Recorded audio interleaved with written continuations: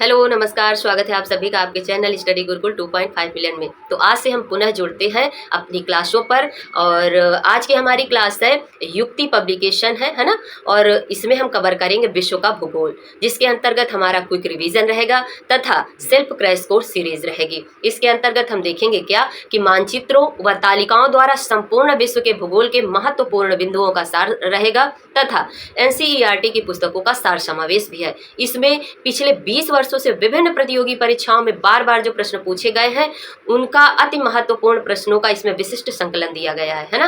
किसके लिए बेनिफिट है ये क्लास, तो देखिए यहाँ पर दिया गया है IAS, PCS, SSC, police constable, railway है ना, TET, BEd, NDA, CDS, UGC NET, TGT, PGT है ना। जैसा कि हमें सभी लोगों को पता है कि TGT, PGT का एग्ज़ाम आपका जो है कब, जून के लास्ट सप्ताह में और जुलाई के फर्स्ट वीक में होने की संभावना है ना।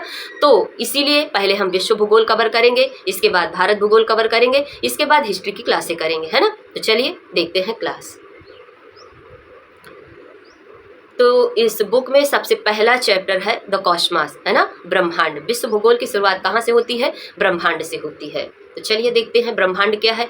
देखिए, सामान्य रूप से पृथ्वी और ग्रह, उपग्रहों और सौरमंडल तथा तारों एवं आकाश गंगाओं के पुंज को या समूह को क्या कहा जाता है, ब्रह्मांड कहा जाता है। इसके छोटे छोटे परमाणु से लेकर आकाश गंगा तक बड़े बड़े समूह पाए जाते हैं। अब देखिए इसमें परिभाषा दी गई है कि ब्रह्मांड है क्या।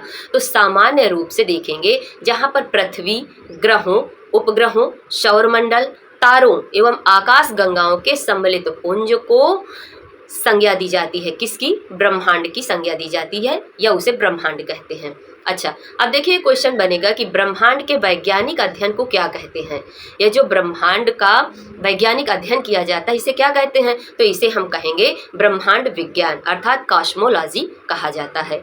नेक्स्ट है कि कॉस्मोलॉजी शब्द का सर्वप्रथम प्रयोग किसके द्वारा किया गया है ना। तो कॉस्मोलॉजी शब्द का सर्वप्रथम प्रयोग किया गया था 1730 में। किसके द्वारा, जर्मन दार्शनिक थे जिनका नाम है क्रिश्चियन वोल्फ के द्वारा। तो कॉस्मोलॉजी शब्द का प्रयोग 1730 में जर्मन दार्शनिक थे क्रिश्चियन वोल्फ ने किया था। आगे बढ़ते हैं। इसमें जो भी क्वेश्चन रहेंगे उसमें क्या है कि उसका जो डिटेल है वो भी आप लोगों को दिया जाएगा है ना। देखिए आगे दिया है क्या कि सर्वप्रथम ब्रह्मांड का नियमित अध्ययन किसके द्वारा किया गया। भाई उसमें अभी आपने देखा, क्या देखा, देखिए देख लेते हैं एक बार कि सर्वप्रथम कॉस्मोलॉजी शब्द का प्रयोग किसके द्वारा किया गया। तो कॉस्मोलॉजी शब्द का प्रयोग किया गया था जर्मन दार्शनिक क्रिश्चियन वोल्फ के द्वारा। अब देखिए, अब पूछा जाए इसमें कि सर्वप्रथम ब्रह्मांड का नियमित अध्ययन किसने किया था, तो यहाँ पर हमारा सही जवाब क्या होगा, क्लॉडियस टॉलमी ने किया था। ठीक, नियमित अध्ययन। इसके बाद देखते हैं कि यह किसने बताया कि पृथ्वी नहीं सूर्य ब्रह्मांड के केंद्र में है।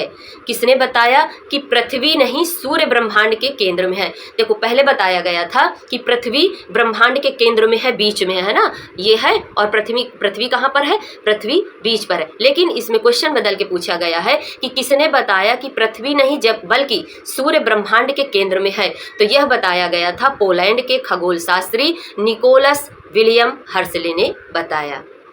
अब बात करते हैं कि महाविस्फोटक सिद्धांत संबंधित है किससे।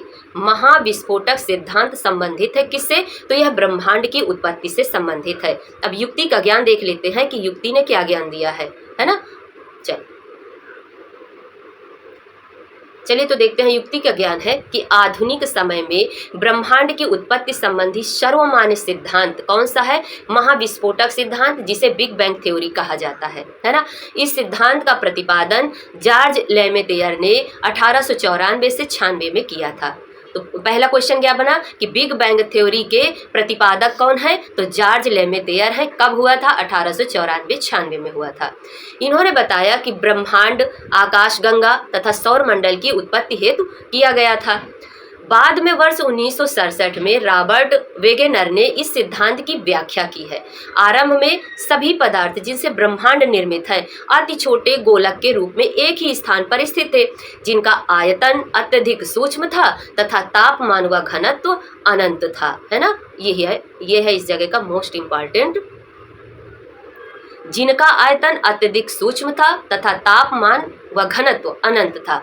अत्यधिक संकेंद्रण के कारण बिंदु का आकस्मिक विस्फोट हुआ, जिसे महाविस्फोट की संज्ञा दी जाती है। इस तरह करके एक छोटे से बिंदु के रूप में था, इसमें क्या हुआ, विस्फोट हुआ, जिसे क्या कहा जाता है, महाविस्फोटक सिद्धांत के नाम से या बिग बैंग थ्योरी के नाम से इसे जानते हैं। चलिए आगे देखते हैं।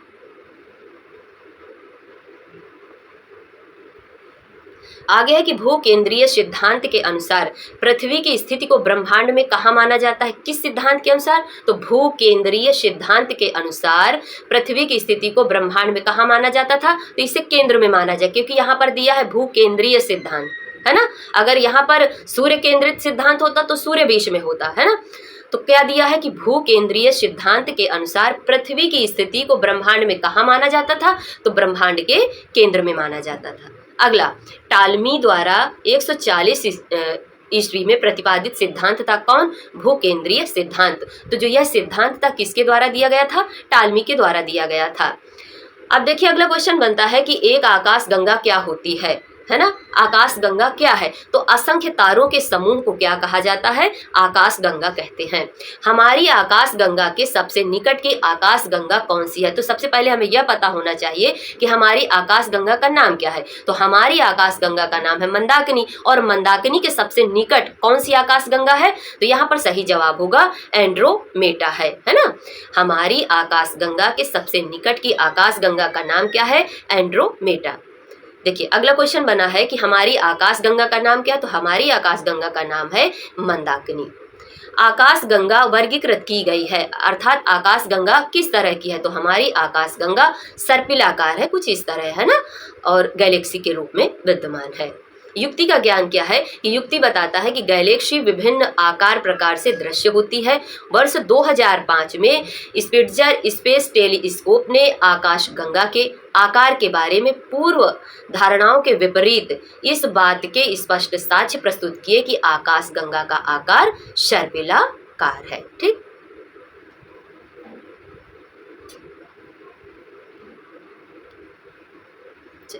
आगे देखते हैं।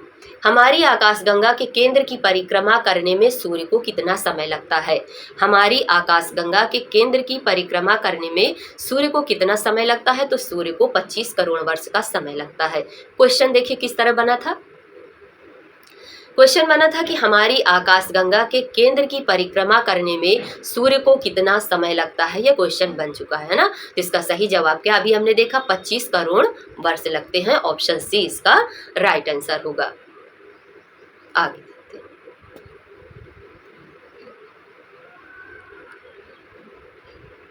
आगे है कि वह आकाशगंगा जिसमें सौर परिवार, अच्छा अब सौर परिवार के अंतर्गत कौन कौन आता है, तो सौर परिवार के अंतर्गत सूर्य, पृथ्वी, ग्रह, उपग्रह सम्मिलित होते हैं। तो अगर यहाँ पर दे दिया जाए चार ऑप्शन दे दिए जाएं और कुछ बीच में अलग रख दिया जाए, तो क्या बताना है कि सौर परिवार के अंतर्गत सूर्य, पृथ्वी, ग्रह, उपग्रह सम्मिलित होते हैं। तो वह आकाशगंगा जिसमें सौर परिवार अवस्थित है उसे क्या कहते हैं, तो उस आकाशगंगा को हम मंदाकिनी कहते हैं। हमारी आकाशगंगा में सबसे शीतल और चमकीले तारों का समूह क्या कहलाता है, तो वह समूह कहलाता है ओरियन नेबुला समूह कहलाता है। आगे देखते हैं कि प्लेनेमस क्या है। प्लेनेमस किसे कहते हैं, तो सौर मंडल से बाहर बिल्कुल एक जैसे दिखने वाले जो जुड़वां पिंडों का एक समूह होता है उसे प्लेनेमस कहा जाता है। अच्छा आगे क्वेश्चन बनता है कि मिल्की वे क्या है ना। क्या मिल्की वे क्या है, तो रात के समय दिखाई पड़ने वाले जो तारों का समूह होता है उसे मिल्की वे कहते हैं, है ना। कुछ इस तरह आप लोगों ने देखा होगा, इस तरह तारे बने होंगे, एक समूह रहता है ना। तो मिल्की वे रात के समय दिखाई पड़ने वाले तारों के समूह को मिल्की वे कहते हैं। अच्छा आगे देखते हैं कि साइरस या डॉग स्टार क्या है। साइरस या डॉग स्टार क्या है, तो पृथ्वी से 9 प्रकाश वर्ष दूर स्थित सूर्य के 2 गुणे द्रव्यमान वाला तारा क्या कहलाता है, साइरस या डॉग स्टार कहलाता है। आगे बढ़ते हैं।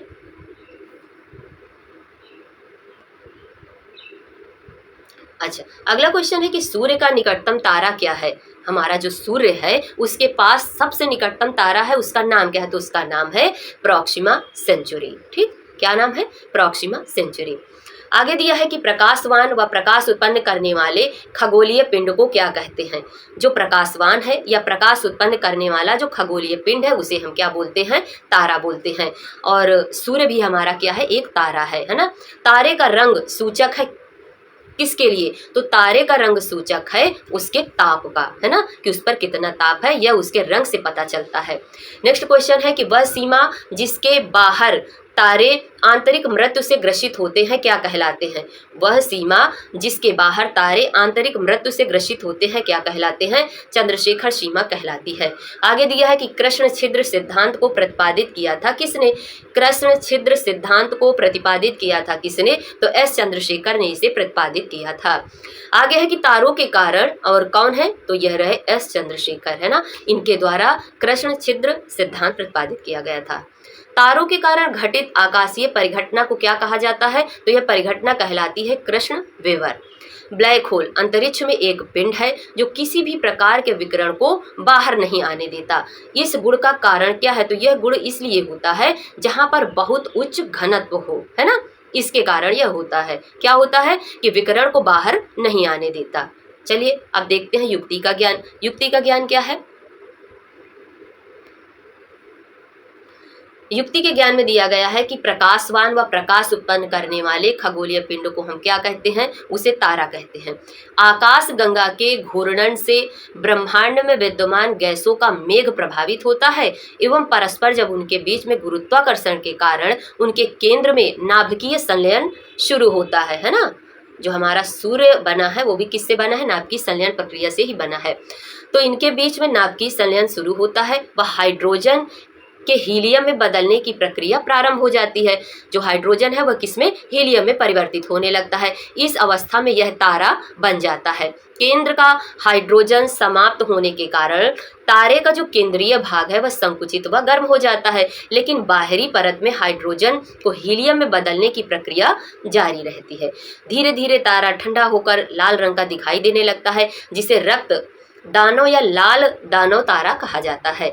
रक्त दानव चरण में पहुंचने पर तारे का भविष्य इसके प्रारंभिक द्रव्यमान पर निर्भर करता है ना। नोबेल पुरस्कार से सम्मानित भारतीय मूल के एक अमेरिकी खगोल भौतिकविद हैं एस चंद्रशेखर के अनुसार 1.44 सौर द्रव्यमान ही श्वेत वामन के द्रव्यमान की ऊपरी सीमा कहलाती है। इसे ही चंद्रशेखर सीमा के नाम से जानते हैं। अर्थात यदि तारे का द्रव्यमान सूर्य के द्रव्यमान से कम अथवा बराबर है तो वह अपनी नाभिकीय ऊर्जा खोकर श्वेत वामन में बदल जाता है, फिर ठंडा होकर काला वामन में बदल जाता है। चंद्रशेखर सीमा से अधिक द्रव्यमान होने पर मुक्त घूमते इलेक्ट्रॉन अत्यधिक वेग पाकर नाभिक को छोड़कर बाहर चले जाते हैं तथा न्यूट्रॉन बचे रह जाते हैं। इस अवस्था को न्यूट्रॉन तारा या पल्सर कहते हैं। जब न्यूट्रॉन तारे में अत्यधिक परिमाण में द्रव्यमान अंततः एक ही बिंदु पर संकेंद्रित हो जाते हैं, तब ऐसे असीमित घनत्व के द्रव्ययुक्त पिंड को कृष्ण छिद्र या ब्लैक होल कहते हैं। अच्छा आगे है, कृष्ण छिद्र एक ऐसा खगोलीय अस्तित्व है जिसे दूरबीन से देखा नहीं जा सकता, क्योंकि कृष्ण छिद्र पर गुरुत्वीय क्षेत्र इतना प्रबल होता है कि वह प्रकाश को भी बच निकलने नहीं देता, है ना। तो उपरोक्त चारों प्रश्नों के लिए इस व्याख्या को हमने देखा है। चलिए आगे अब कुछ अन्य देख लेते हैं कि ब्लैक होल की जानकारी सर्वप्रथम किसने दी, है ना। तो किसके द्वारा दी गई, एस चंद्रशेखर के द्वारा दी गई। हमारे अंतरिक्ष में कितने तारा मंडल हैं, हमारे अंतरिक्ष में कितने तारा मंडल हैं, तो हमारे अंतरिक्ष में 88 तारा मंडल है, अर्थात 88 तारा मंडल है।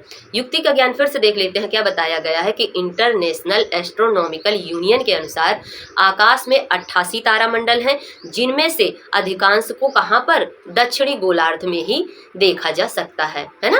कहाँ पर, दक्षिणी गोलार्ध में देखा जा सकता है। आगे है कि एक निश्चित आकृति में व्यवस्थित तारों का समूह क्या कहलाता है। अगर एक निश्चित आकृति है उनकी और व्यवस्थित तारों का समूह है तो उसे हम क्या कहेंगे, नक्षत्र कहते हैं। हब्बल अंतरिक्ष टेलीस्कोप ने पहली बार एक दूरस्थ तारे की सतह की छाया भेजी है। उस तारे का नाम क्या है, तो उस तारे का नाम है बीटलग्यूस। ठीक, क्या नाम, बीटलग्यूस। आगे बढ़ते हैं। युक्ति का ज्ञान बताता है कि बीटलग्यूस ओरियन तारा समूह का दूसरा सबसे चमकीला तारा है ना। इसे सर्वप्रथम 1836 में सर जॉन हर्शेल ने देखा, किंतु वर्ष 1995 में हब्बल दूरबीन ने इसका चित्र खींचा। आगे देखते हैं कि श्वेत बौने तारे की संरचना की सर्वप्रथम खोज किसने की थी। श्वेत बौने तारे की संरचना की सर्वप्रथम खोज किसके द्वारा की गई थी? तो यह खोज की गई थी आर.एस. फाउलर के द्वारा। नेक्स्ट क्वेश्चन, न्यूट्रॉन तारे की सर्वप्रथम खोज 1967 में किसके द्वारा की गई? न्यूट्रॉन तारे की सर्वप्रथम खोज 1967 में किसने की थी? तो जिस जोकलिन बेल ने की थी। आगे बढ़ते हैं। अब देखिए तारों का जो रंग है ना, विभिन्न रंगों के तारों की माप देख लेते हैं। अगर नीला दिखाई देता है तो कितना उसका ताप है ना। नीला श्वेत या श्वेत श्वेत पीत पीत नारंगी लाल दिखाई दे तो किस तरह है? तो देखिए इसमें है कि अगर नीला रंग दिखाई दे तो तारे की माप होती है क्या? 50,000 से लेकर 28,000 केल्विन तक। नीला श्वेत दिखाई दे तो 28,000 से लेकर 10,000 केल्विन तक। श्वेत रंग का तारा दिखाई दे तो 10,000 से 75,000 केल्विन तक। आगे है क्या? श्वेत पीत है ना, श्वेत और पीत दिखाई दे तो 7,500 लेकर 6,000 केल्विन तक ताप, और केवल पीत है तो 6,000 से 4,900 तक केल्विन। नारंगी का देखा जाए, अगर नारंगी रंग का दिखाई दे रहा है तो 4,009 से लेकर 3,500 केल्विन तक। लाल रंग दिखाई देता है तो 3500 से लेकर 2,000 केल्विन तक इसका तारे की माप होती है।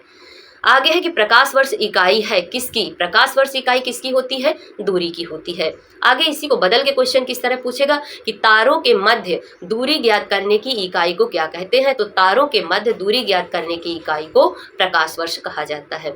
युक्ति का ज्ञान बताता है कि निर्वात में प्रकाश द्वारा 3 × 10⁵ किलोमीटर प्रति सेकंड की गति से 1 वर्ष में तय की गई दूरी क्या कहलाती है? प्रकाश वर्ष कहलाती है। प्रकाश वर्ष तारों के मध्य दूरी ज्ञात करने की एक इकाई है। आगे है कि जिस तारामंडल के तारे ध्रुव तारे की ओर संकेत करते हैं वह क्या कहलाता है? तो वह सप्तऋषि तारा कहलाता है। आगे बढ़ते हैं।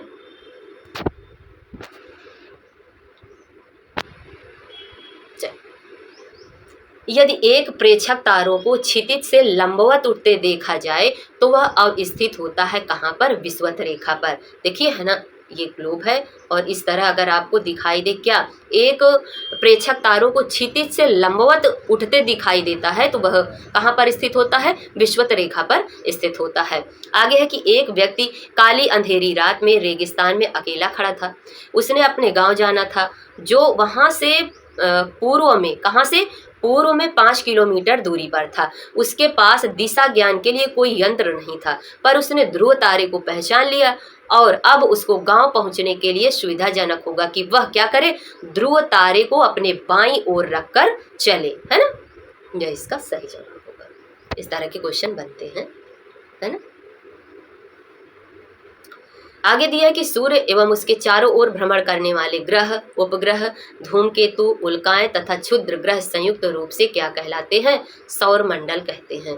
तो देखिए पूछा जा सकता है कि सौर मंडल में कौन कौन शामिल है या सौर मंडल किसे कहते हैं? तो सूर्य हो गया, है ना। सबसे पहले सौर मंडल का नाम आ रहा है तो सूर्य तो है ही है। सूर्य एवं उसके चारों ओर भ्रमण करने वाले ग्रह, उपग्रह, धूमकेतु, उल्काएं, क्षुद्र ग्रह संयुक्त रूप से क्या कहलाते हैं? संयुक्त रूप से सौर मंडल कहलाते हैं।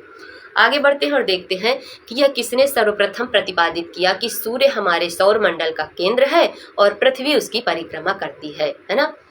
देखिए टालमी ने क्या बताया था कि पृथ्वी केंद्र पर है, लेकिन यहाँ पर कापरनिकस के द्वारा बताया गया है क्या कि सर्वप्रथम सूर्य हमारे सौर मंडल का केंद्र है और पृथ्वी उसकी परिक्रमा करती है। ठीक, ये सूर्य हो गया बीच में, है ना, और इसकी परिक्रमा कौन करता है? तो इसकी परिक्रमा पृथ्वी करती है। यह सबसे पहले कापरनिकस ने बताया था।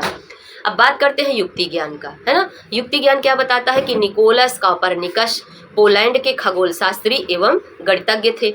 1514 ईस्वी में उन्होंने अपनी पुस्तक लिटिल कॉमेंट्री में इस सिद्धांत का प्रतिपादन किया था, जिसमें बताया गया कि सूर्य ब्रह्मांड के केंद्र में स्थित है। आगे बात करते हैं, सौर मंडल में ग्रहों की संख्या कितनी है? सौर मंडल में ग्रह कितने हैं? तो ग्रहों की संख्या कितनी है? 8 है ना। अब देखिए क्वेश्चन किस तरह बनता है कि निम्नलिखित ग्रहों को उनकी सूर्य से दूरी के बढ़ते क्रम में व्यवस्थित कीजिए। ग्रह दिए गए हैं और सूर्य है, सूर्य से दूरी के बढ़ते क्रम में व्यवस्थित करना है। पहले नंबर पर है प्लूटो, दूसरे पर है पृथ्वी, तीसरे पर है बृहस्पति और चौथे पर है यूरेनस। तो सबसे पहले देखिए सूर्य के बाद बुध है, बुध के बाद शुक्र है, शुक्र के बाद पृथ्वी है। तो यहाँ पर ना बुध दिया है ना शुक्र दिया है, तो दूसरे नंबर पर क्या हो गया, पृथ्वी हो गया, है ना।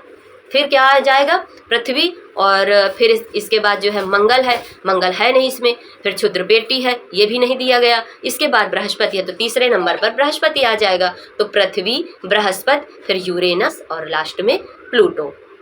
ऑप्शन ए यहाँ पर राइट आंसर है। और ये सब आपके किसी न किसी एग्जाम में पूछे गए क्वेश्चन। अगला चैप्टर हमारा है सौरमंडल, है ना, सोलर सिस्टम। देखिए सोलर सिस्टम में पहला क्वेश्चन है कि सूर्य तथा पृथ्वी के मध्य ग्रह हैं कौन कौन से। देखिए यहाँ पर सबसे पहले हम देखेंगे क्या है, सूर्य है ना। सूर्य के बाद यहाँ पर आता है बुध पहले नंबर पर, बुध, है ना। बुध के बाद आता है शुक्र, शुक्र के बाद आता है पृथ्वी, है ना, पृथ्वी के बाद आता है मंगल, फिर क्षुद्र बेटी होती है, इसके बाद बृहस्पति, है ना, आगे अन्य आएंगे। तो देखिए सूर्य तथा पृथ्वी के मध्य पूछा गया है, सूर्य है और इसके बाद बुध, शुक्र और फिर पृथ्वी है। तो ये सूर्य और पृथ्वी के बीच में कौन से ग्रह शामिल हैं, तो बताइए इनके मध्य कौन से ग्रह हैं, बुध और शुक्र, सही जवाब है ना। आगे क्वेश्चन है कि वे कौन से ग्रह हैं जिनके चारों ओर परिक्रमा करने वाले उपग्रह नहीं हैं। ऐसे कौन से ग्रह हैं जिनके चारों ओर परिक्रमा करने वाले कोई उपग्रह नहीं है, तो बताइए बुध और शुक्र दो ऐसे ग्रह हैं जिनके कोई भी उपग्रह नहीं है। ऑप्शन बी इसका राइट आंसर है। और देखिए कितनी बार ये पूछा गया, आरआरबी मुंबई भोपाल में, आरआरबी इलाहाबाद, आरआरबी चेन्नई में, है ना, जो एग्जाम हुए हैं उनमें पूछा गया। अगला क्वेश्चन है सूर्य का निकटतम ग्रह कौन सा है, तो सूर्य के सबसे पास में कौन सा है, बुध है। आगे है कि दो ग्रह जिनके उपग्रह नहीं है वह कौन से हैं। अभी हमने देखा कौन से हैं, दो ग्रह जिनके कोई भी उपग्रह नहीं है, तो बुध एवं शुक्र ऐसे दो ग्रह हैं जिनके कोई भी उपग्रह नहीं है ना। तो ऑप्शन बी इसका राइट आंसर है। देखिए ये कहाँ पर क्वेश्चन बना है, ये भी हम देख लेते हैं। UP lower sub inspector pre 2009 में पूछा गया है, यूपी पीसीएस प्री 1999 में भी ये क्वेश्चन बना है ना। अगला है कि हाइड्रोजन, हीलियम तथा मीथेन प्रमुख गैसें हैं जो विद्यमान होती हैं कहाँ पर, किस ग्रह पर, तो बृहस्पति, शनि एवं मंगल पर यह विद्यमान होती हैं। कौन कौन सी गैसें हैं, तो हाइड्रोजन, हीलियम, मीथेन। चलिए आगे बढ़ते हैं, एक क्विक रिवीजन है इसको, है ना, और डिटेल भी आप लोगों को साथ मिल रहा है।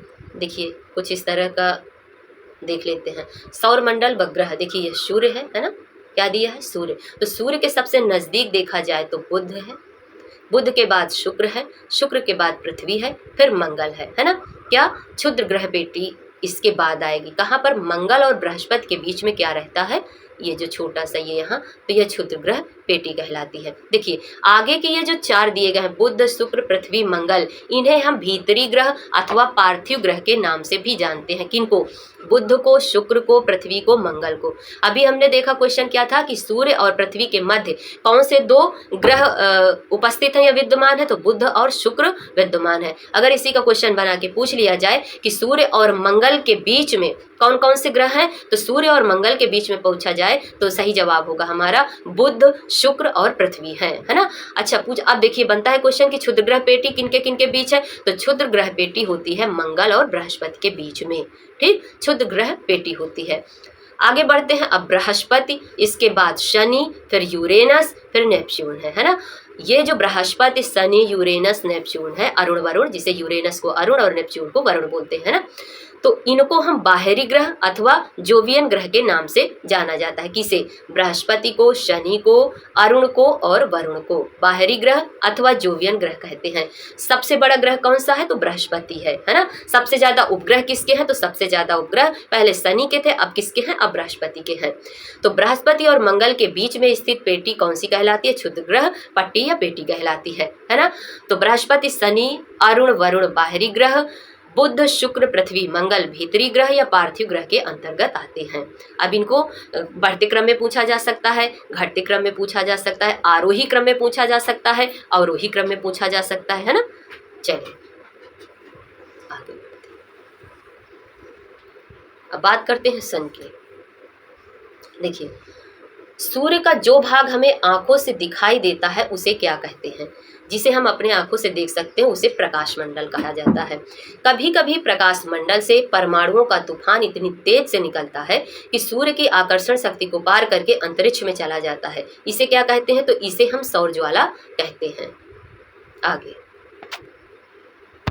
युक्ति का ज्ञान देख लेते हैं। युक्ति क्या ज्ञान दे रहा है? युक्ति ज्ञान दे रहा है कि जब यह तूफान पृथ्वी के वायुमंडल में प्रवेश करता है तो हवा के कणों से टकराकर रंगीन प्रकाश उत्पन्न करता है, जिसे उत्तरी और दक्षिणी ध्रुव पर देखा जा सकता है। इस प्रकाश को उत्तरी ध्रुव पर क्या कहा जाता है? तो इस प्रकाश को उत्तरी ध्रुव पर अरोरा बोरियालिस के नाम से जानते हैं, और यही अगर दक्षिणी ध्रुव पर दिखाई दे तो इसे अरोरा ऑस्ट्रेलिस कहते हैं। देखिए, अगर ऊपर दिखाई दिया, ये हमारा ग्लोब है ना, और विषुवत रेखा के ऊपर उत्तरी ध्रुव, विषुवत रेखा के नीचे दक्षिणी ध्रुव है। अगर उत्तरी ध्रुव पर दिखाई दे तो अरोरा बोरियालिस कहेंगे, और यही दक्षिणी ध्रुव नीचे की तरफ दिखाई दे तो इसे अरोरा ऑस्ट्रेलिस कहते हैं। आगे दिया गया है कि सूर्य का बाह्यतम भाग जो केवल सूर्य ग्रहण के समय दिखाई देता है वह क्या कहलाता है? तो उसे हम कोरोना कहते हैं।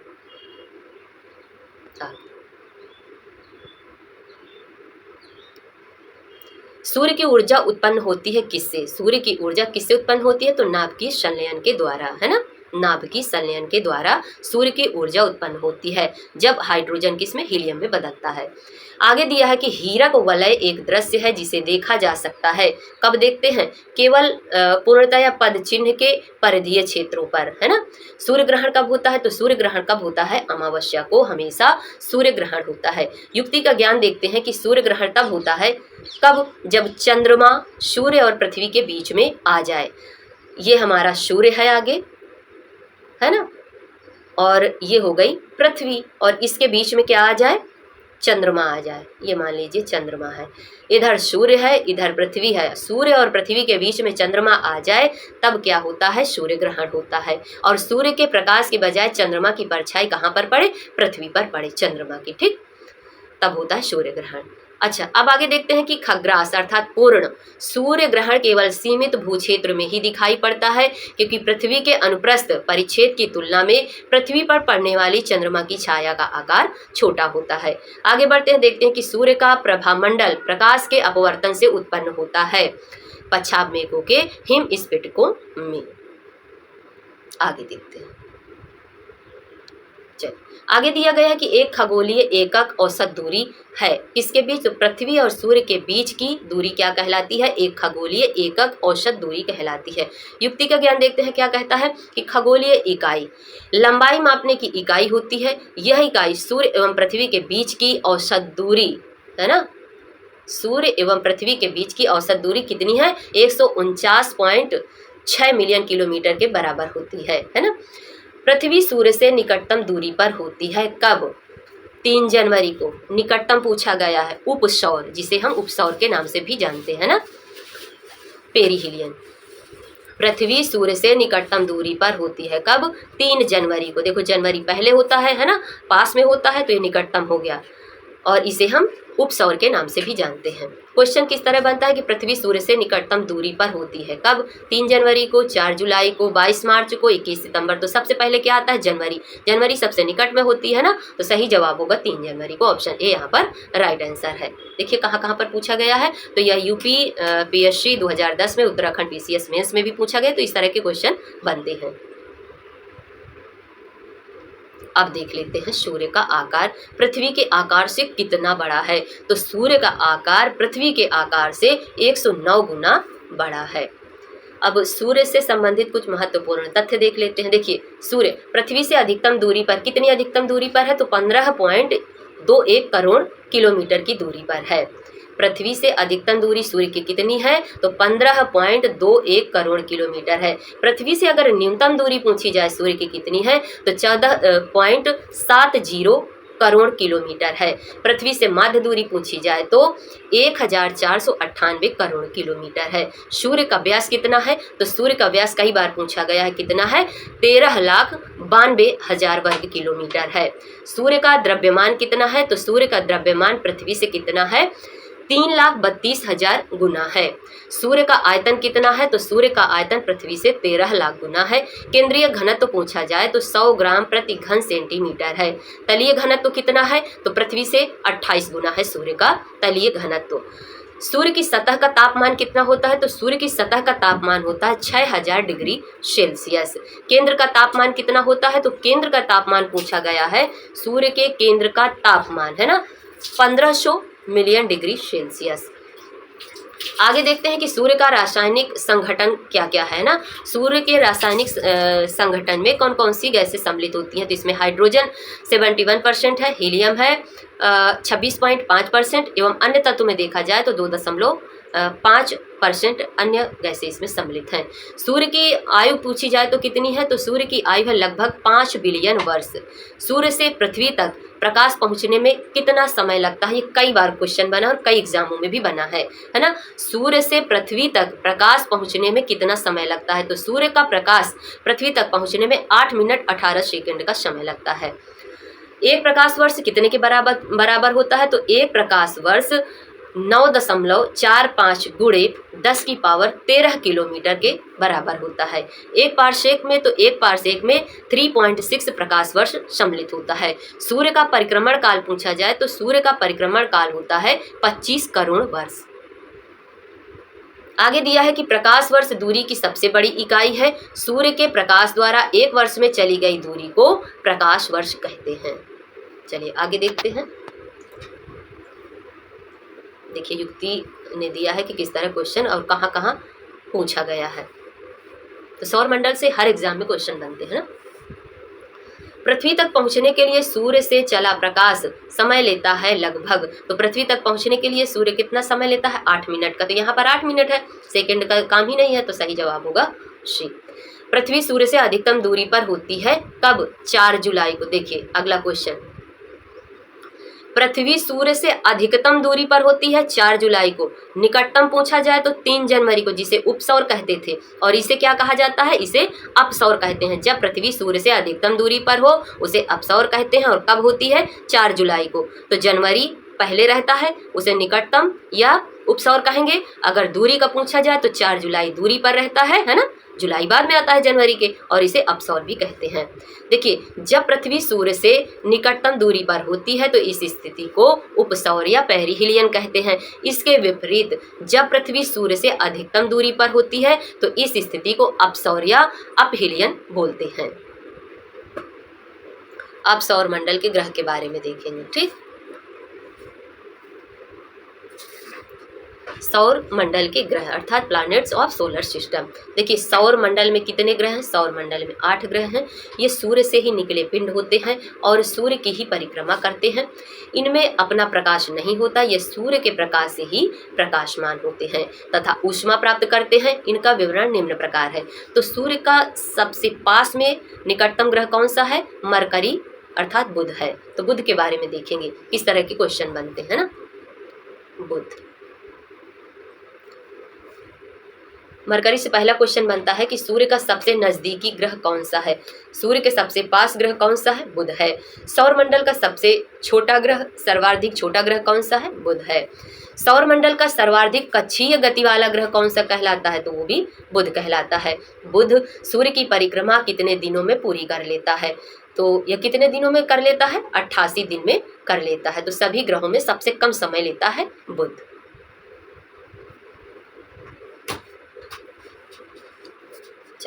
देखिए इससे अन्य क्वेश्चन किस तरह के बनेंगे। सौर मंडल में कौन सा अत्यधिक तीव्र ग्रह है? शुक्र, बुध, शनि, प्लूटो। तो इसमें सही जवाब क्या होगा? बुध। ऑप्शन बी इसका राइट आंसर होगा। आगे देखते हैं कि बुध की अक्षीय अवधि कितनी होती है। तो अक्षीय अवधि पूछी गई है ना, अक्ष में घूमने का समय। तो 58.65 दिन लेता है यह अक्षीय अवधि में घूमने का। कौन? बुध। वायुमंडल के अभाव के कारण बुध पर क्या संभव नहीं है? तो जहां पर वायुमंडल का अभाव है तो वहां पर जीवन संभव नहीं है। सही जवाब है जीवन। बुध का एक दिन पृथ्वी के कितने दिनों के बराबर होता है? जो बुध ग्रह है इसका एक दिन पृथ्वी के कितने दिनों के बराबर होता है? तो 90 दिन के बराबर होता है। पृथ्वी के 90 दिन जब हो जाएंगे तब बुध का एक दिन होगा। आगे दिया है कि बुध का परिमाण अर्थात मास में पृथ्वी का कौन सा भाग है। तो बुध के परिमाण में पृथ्वी का 18वां भाग है। बुध के सबसे पास से गुजरने वाला कृत्रिम उपग्रह था कौन। तो उसका नाम है मैरिनर 10। बुध के कितने उपग्रह हैं। तो अभी हमने देखा था 2 ऐसे उपग्रह हैं मतलब 2 ऐसे ग्रह हैं जिनके कोई उपग्रह नहीं है। तो बुध भी उसमें शामिल है ना। बुध के कितने उपग्रह हैं। कोई उपग्रह नहीं है। चलिए आगे बढ़ते हैं। वही क्वेश्चन बन गया है कि ग्रह जिसका कोई उपग्रह नहीं है वह कौन सा है। बुध है। ऑप्शन बी इसका राइट आंसर। आगे देखते हैं। अभी यह बुध के बारे में ही दिया गया है कि बुध का व्यास कितना है। बुध का व्यास है 4849.6 किलोमीटर। बुध का घनत्व तो पूछा जाए कितना है। तो बुध ग्रह का घनत्व तो है 5.43 ग्राम cm क्यूब। सूर्य से औसत दूरी बुध की कितनी है। तो 57.6 मिलियन किलोमीटर सूर्य से औसत दूरी है बुध की। बुध का तापांतर पूछा जाए तो इसका तापांतर है 560 डिग्री सेल्सियस, जो सभी ग्रहों में सबसे अधिक होता है। चंद्रमा बुध का क्या है। तो कोई नहीं है। चंद्रमा का मतलब उपग्रह पूछा गया कि बुध का कोई उपग्रह है। तो कोई उपग्रह नहीं है। बुध का घटक क्या है, किस तरह बना है। तो इसमें 90% हीलियम तथा 2% इसमें हाइड्रोजन है। सूर्य से दूरी अगर बुध की पूछी जाए तो कितनी है, 5.8 करोड़ किलोमीटर है। तो बात अभी हमने की बुध ग्रह की। अब बढ़ते हैं वीनस पर अर्थात शुक्र ग्रह पर। और शुक्र ग्रह से भी कई क्वेश्चन बनते हैं ना।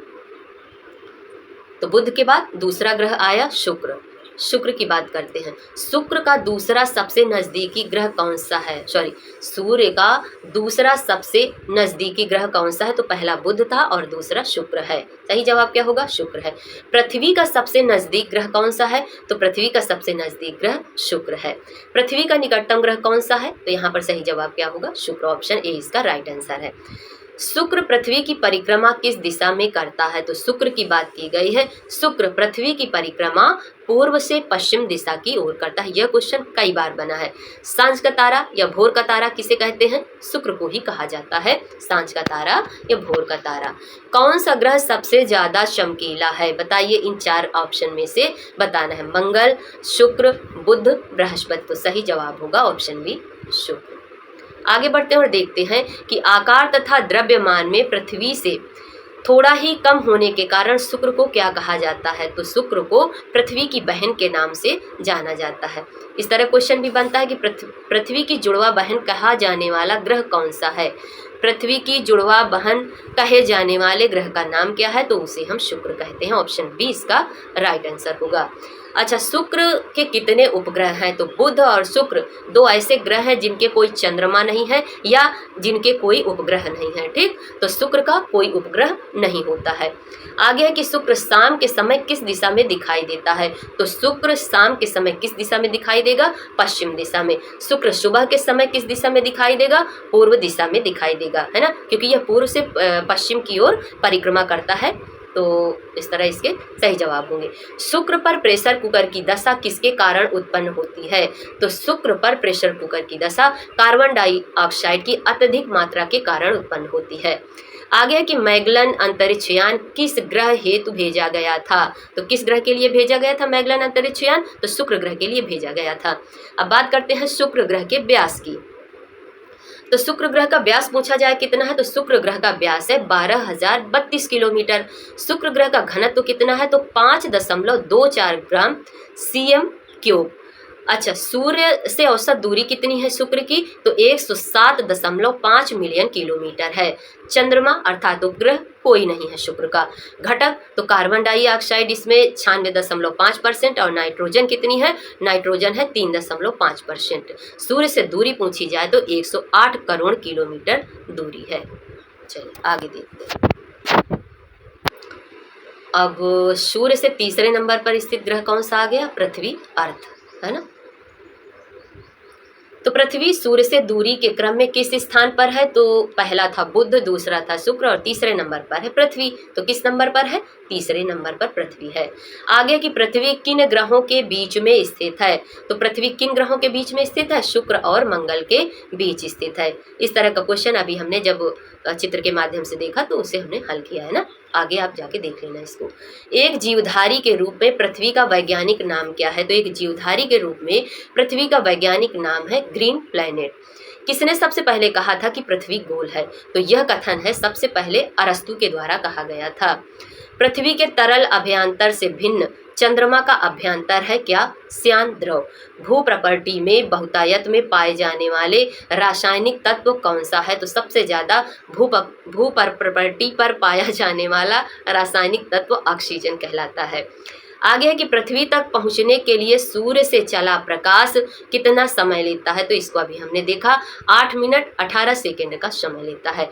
पृथ्वी के निकटतम ग्रह कौन सा है? पृथ्वी के सबसे निकटतम ग्रह पूछा गया है तो शुक्र है। आगे देखेंगे पृथ्वी को सूर्य की परिक्रमा करने में लगभग कितना समय लगता है? जो पृथ्वी है सूर्य की परिक्रमा करने में इसे 365.25 दिन का समय लगता है।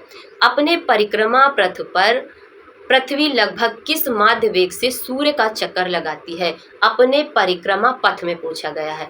पृथ्वी लगभग किस माध्य वेग से सूर्य का चक्कर लगाती है? तो यह 30 किलोमीटर प्रति सेकंड के हिसाब से चक्कर लगाती है पृथ्वी अपने अक्ष पर झुकी हुई है कितना? तो 23.5 डिग्री पृथ्वी अपने अक्ष पर झुकी हुई है। अंतरिक्ष से पृथ्वी जल की अधिकता के कारण नीली दिखाई देती है, इसलिए इसे क्या कहते हैं? पृथ्वी को नीला ग्रह के नाम से भी जाना जाता है। पृथ्वी परिभ्रमण करती हुई प्रति मिनट करीब करीब कितनी दूरी तय कर लेती है?